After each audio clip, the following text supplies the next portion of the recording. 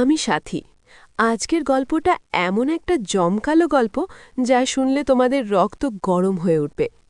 আমার বয়স ৩১ বছর, কিন্তু আমার শরীর দেখলে মনে হয় পুরো দোস্ত যুবতী মেয়ের মতো।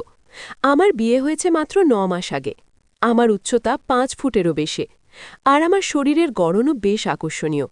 কিন্তু এখন মনে হচ্ছে এই সৌন্দর্য আর কোনো কাজে আসছে না, কারণ আমার স্বামীর চাকরি অন্য রাজ্যে, বেসরকারি কোম্পানিতে।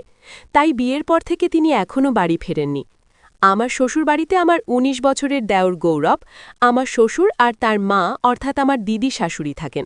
আমার শাশুড়ি গত বছর মারা গেছেন, তাই আমার স্বামী আমাকে তার সঙ্গে নিয়ে যাননি, কারণ বাড়ির দায়িত্ব আমাকেই সামলাতে হবে। কিন্তু এখানে আমার মনের ভাব বোঝার মতো কেউ নেই। আমার উত্তপ্ত রক্ত ভিতরে ভেতরে ফুটছে, যাকে শান্ত করার জন্য কাউকে দরকার ছিল। কিন্তু আমার স্বামী গত ৪ মাস ধরে বাড়ি ফেরেননি, তাই আমি এখন বেশ অস্থির আর তৃষ্ণার্ত হয়ে পড়েছি। তখনই আমার নজর পড়ল আমার দেওরের গৌরবের দিকে। তার উচ্চতা আমার চেয়ে কিছুটা কম, শরীরও আমার চেয়ে হালকা, কিন্তু তার ঘোড়া তার শরীরের তুলনায় বেশ বড়। গৌরব এখন কলেজে বেসরকারি ভর্তি নিয়েছে, তাই এই দিনগুলোতে সে বাড়িতেই থাকে। বাড়িতে আমি আর গৌরব ছাড়া আর কেউ থাকে না। আমার শ্বশুরের মা বয়সের ভারী, সবসময় নিজের ঘরে বিশ্রাম নেন, আর শ্বশুর বাইরের ঘরে থাকেন, তাই তিনি খুব কমই ভেতরে আসেন। আগে আমি গৌরবের দিকে এভাবে তাকাতাম না, কিন্তু যেদিন থেকে আমি তার কলাটা দেখলাম সেদিন থেকে আমার দৃষ্টিভঙ্গি পাল্টে গেল। সেদিন গৌরব ভেবেছিল বাড়িতে কেউ নেই, তাই সে তার ঘরে ভিডিও দেখতে দেখতে নাগ দেবতার সঙ্গে খেলছিল। হঠাৎ ওদিক দিয়ে যাওয়ার সময় জানালার দিকে চোখ পড়ল। ভেতর থেকে ভিডিওর মৃদু আওয়াজ আসছিল। আমি জানালা দিয়ে উঁকি মেরে দেখলাম, আর দেখে আমার তো হুঁশই উড়ে গেল। গত ৩ মাসে এই প্রথম আমি কলার দর্শন পেলাম। নাগদেবতা দাঁড়িয়েছিল, আর গৌরব তাকে হাত দিয়ে আলতো করে স্পর্শ করছিল। এটা দেখে আমার তো সেখানেই গঙ্গাজল বেরিয়ে গেল।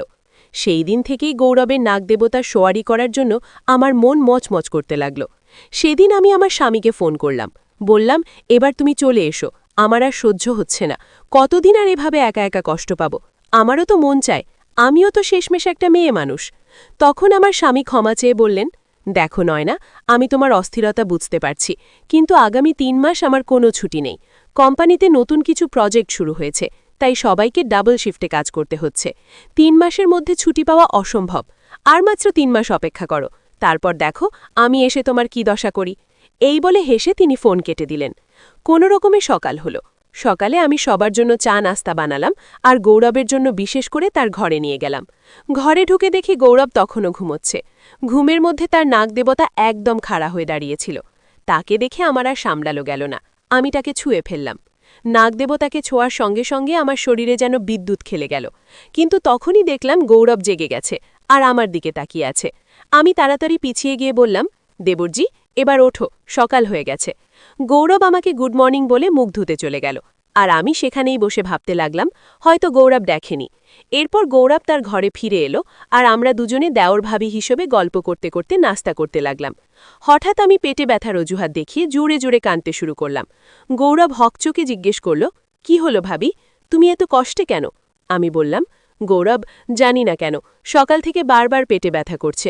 গৌরব বলল, একটু অপেক্ষা করো ভাবি, আমি পেটের ওষুধ এনে দিচ্ছি। আমি ইচ্ছে করেই পেটে ব্যথার অজুহাত দিয়েছিলাম, যাতে গৌরবকে কাছে টানতে পারি। তখন আমি তাকে থামিয়ে বললাম, গৌরব, পেটের ওষুধ তো আমি আগেই খেয়েছি, তুমি বরং একটু আমার পেটটা টিপে দাও। গৌরব প্রথমে একটু ইতস্তত করল, কিন্তু আমার কষ্ট দেখে বিছানায় বসে পেট টিপতে শুরু করল।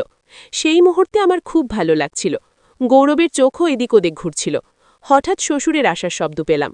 আমি গৌরবকে বললাম, ঠিক আছে গৌরব, আমি রান্না করতে যাই, আজ তোমার বাবার বাজারে যাবার কথা। এরপর আমি রান্নাঘরে গিয়ে খাবার তৈরি করলাম। শ্বশুর আর দিদি শাশুড়ির জন্য খাবার পরিবেশন করলাম। রান্নাঘরে গৌরবের জন্য রুটি বানাচ্ছিলাম, তখন গৌরব পেছন থেকে রান্নাঘরে এলো। আমি তাকে দেখে আগে থেকে আমার শাড়ির আঁচল ফেলে দিয়েছিলাম। গৌরব আমাকে দেখে থমকে গেল, কারণ আমি তখন ঘামে ভিজে একাকার। আমি দেখানোর ভান করে নিচু হয়ে আঁচলটা আস্তে আস্তে তুললাম, আর গৌরবকে যেন স্বর্গের দর্শন করিয়ে দিলাম। তখন গৌরব বলল, ভাবি, তুমি বললে আমি তোমাকে পাখা দিয়ে হাওয়া করিয়ে দিই। আমি তার হাত টেনে বললাম, তোমার ভাবি এত কষ্টে আছে, আর তুমি এখনো কথার কথা বলছো? এরপর গৌরব আমার পাশে বসে পাখা দিয়ে হাওয়া করতে লাগল। ততক্ষণেই শ্বশুর বাজারে চলে গেছেন। আমি দাঁড়িয়ে দাঁড়িয়ে রুটি বানাচ্ছিলাম। ইচ্ছে করে আবার আমার শাড়ির আঁচল ফেলে দিলাম। গৌরবকে বললাম, আজ আমার শাড়ির পিন পেলাম না, তাই বারবার পড়ে যাচ্ছে। গৌরব, একটু ঠিক করে দে। গৌরব বলল, না ভাবি, আমি পারবো না, তুমি নিজেই করে নাও। আমি বললাম, গৌরব, আমার হাতে আটা লেগে আছে, তাই বলছি, নইলে আমি নিজেই ঠিক করে নিতাম পাগল। এরপর গৌরব আঁচল ঠিক করতে লাগল। আঁচল ঠিক করার সময় সে চোখ তুলে তাকায়নি। গৌরব খুবই ভদ্র ছেলে, তাই কখনো আমার মনে হতো হয়তো আমি তার সঙ্গে ভুল করছি, কিন্তু আমার ভেতরের আবেগ এত তীব্র ছিল যে সঠিক ভুল কিছুই বুঝতে পারছিলাম না। আজ শ্বশুর বাজারে গেছেন, আর দুপুরে দিদি শাশুড়ি ওষুধ খেয়ে ঘুমিয়ে পড়েন, তাই বাড়িতে আমি আর গৌরব ছাড়া কেউ ছিল না। আমি মনে মনে ঠিক করেছিলাম আজ আমি গৌরবের নাগদেবতার দর্শন করেই ছাড়ব, কিন্তু গৌরব তখনও আমাকে সেরকম চোখে দেখছিল না। সারাদিন আমি গৌরবের আশেপাশে ঘুরঘুর করলাম, তাকে ভাসানোর চেষ্টা করলাম, কিন্তু গৌরবের মন শুধু উপর নিচ হয়ে থাকল। আমার সঙ্গে এমন কথা বলতেও সে লজ্জা পাচ্ছিল। সন্ধ্যায় আমরা দুজনে বসে খাচ্ছিলাম, তখন গৌরব অবশেষে বলেই ফেলল, ভাবি, মনে হচ্ছে আজকাল তোমার শরীরটা খুব একটা ভালো নেই, তুমি কয়েকদিনের জন্য ভাইয়ার কাছে শহরে চলে যাও, এখানে আমি সব সামলে নেব। আমার চোখে জল এলো। আমি গৌরবকে বললাম, বাস, তুমি থামো, গত ২-৩ মাস ধরে আমি কতটা কষ্টে আছি কেউ জানে না, তোমার ভাইয়ার কোনো চিন্তা নেই, তোমারও নেই। আমাকে কাঁদতে দেখে গৌরব আমার চোখের জল মুছতে লাগল।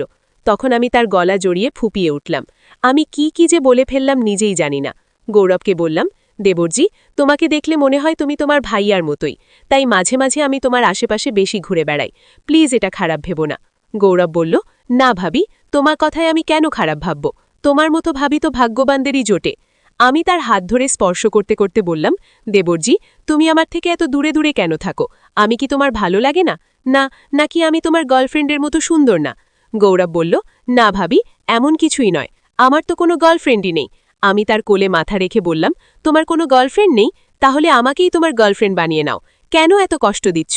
তুমিও তো তোমার ভাইয়ার মতোই। না, সে আমার কথা শোনে না, তুমিও না। গৌরব বলল, কিন্তু ভাবি, তুমি তো আমার ভাবি, ভাবির সঙ্গে